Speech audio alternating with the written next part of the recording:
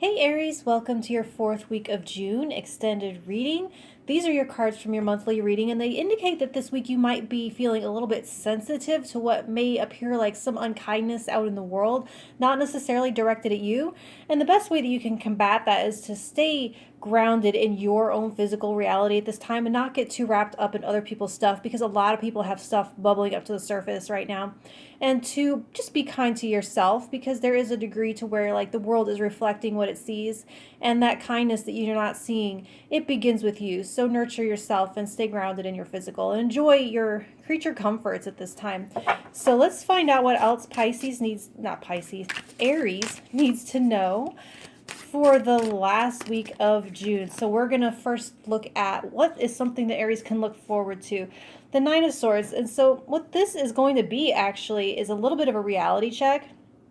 You can look forward to things being a little bit more clear, having a good idea of, when it comes to all your worries and anxieties and what ifs, the reality of what you do, what is actually something you are working with versus something that you're just imagining. So it really cuts down on all the factors that you have to deal with and makes it to where you can act, because so like there's this needless worry, there's this worry that just like has no outlet, I feel, and you might be actually getting that outlet this week to where you can not worry uselessly for the sake of worrying, but channel that worry into, okay, but this is what I'm going to do. This is what I have the power to act, to prevent, and to be proactive.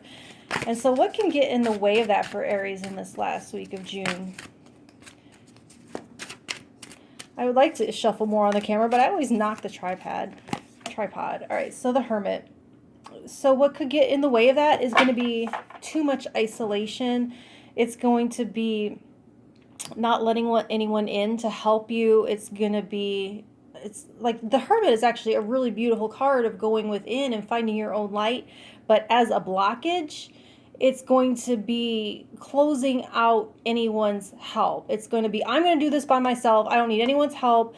Leave me alone. You're telling people to leave you alone. And there is kind of that desire here where if people are being a little bit crazy, you're going to want to really isolate and try to cut all that out. But there's a sense here to where doing that could get in the way of getting this clarity, because there's like information people have for you, there's insight people have for you, or just connecting with others can help you with this grounding. It helps pull you. What it is going to do is pull you out of yourself. You need to come up out of yourself, and this desire to kind of just like close up like a roly-poly is what's going to get in the way of what this is, which is coming down out of your head. So let's see how you can get around that. Let's see, you have the Seven of Wands. So kind of seeing things from the higher ground, getting the bigger picture, knowing that you're protected. It's going to be some boundary setting. So there's a sense to where there is some of this kind of icky stuff going on, and having that be a reason to shut people out and to just kind of go into your shell. Can you know that you have set really good boundaries around certain things and at the same time not isolate? Can you open that door for connection, knowing that you have set boundaries, knowing that you're protected, knowing that you have, just like this upper ground, this our higher ground or upper hand, or really it's kind of defensive, but you have good defenses. You have these things set up. I feel like you know how to do this. It's just a matter of calling that into action and employing it and being like, okay, I know that I shouldn't isolate right now. I know I shouldn't cut other people out because I need this connection. I need to get up outside of my head because it's just kind of torturing me in here.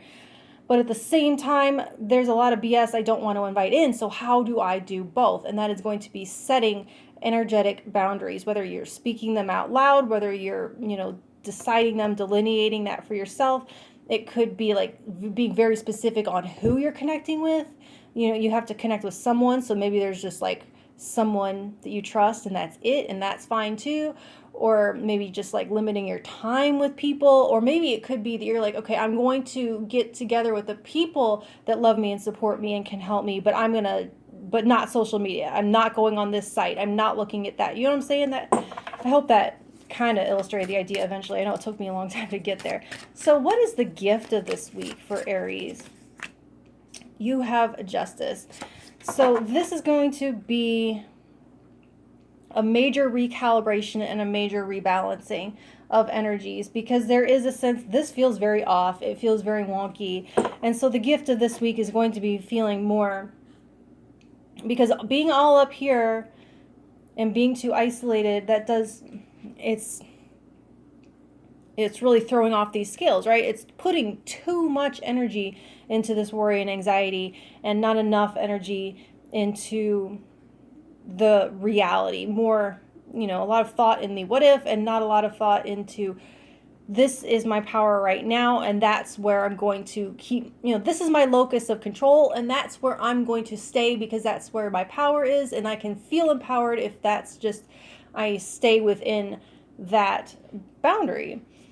And so the gift of this week is you being able to find that balance, feeling like you're standing on your own 2 feet, feeling like you, by drawing your energy back into that radius where you actually have your power, that makes it feel to where you're standing up. You're not wobbly or tottery or, falling on your face. So what you can learn from this week, you have the Magician reverse. So you can learn that you don't have to do everything yourself. You can learn that it's not always about creating outcomes, about, summoning all of your faculties and making something out of nothing. You can learn that sometimes letting others help can get you through. Or you can learn that sometimes taking a step back and creating space instead of creating something, or surrendering things or releasing things, paring down, uncreating can be actually a very helpful superpower, as opposed to always creating your reality. It's like, how can you remove things from your reality to make it clearer and cleaner and lighter and more accommodating and create more space for yourself? So what you can leave behind after this week. What can Aries leave behind after this week? See, the Knight of Wands reversed.